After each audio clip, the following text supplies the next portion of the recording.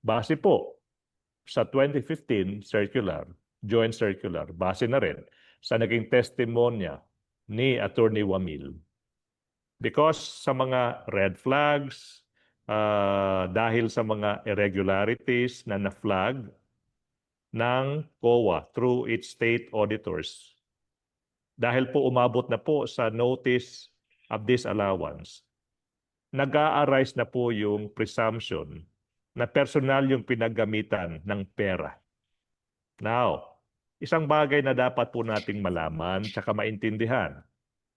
Kung nag-a-arise na po yung presumption na iyan, kargo na po ng kabila, ng ating mga katunggali, ng ating defense team, tsaka ng Vice President herself.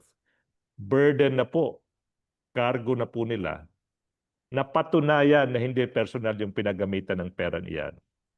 Nag-shift na po yung tinatawag natin na burden of evidence. Ulitin ko, kasi po nasabi na po ng COA through Attorney Wamil na may presumption, prima facie evidence na personal yung pinaggamitan ng pera, hindi through yung mga confidential activities.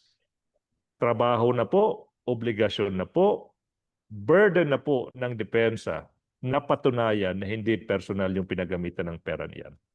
We have to consider the fact na marami pa pong testigong iprepresenta ang prosecution kaugnay ng Article 1, no? Yung kay Wamil, it pertains only to compliance or non-compliance with Joint Circular 2015-01. But remember, no? Our allegations is confined on the grounds for impeachment. So asahan po ninyo na marami pang testigo ang magsasalaysay upang kumumpleto dun sa naging alegasyon ng prosecution sa ating articles of impeachment. I must say that the testimony of Wamil, while it is very much significant, is not enough to complete the theory of Article 1 of the Articles of Impeachment. Marami pa po ang nakalinyang testigo kaugnay pa rin nitong confidential fund.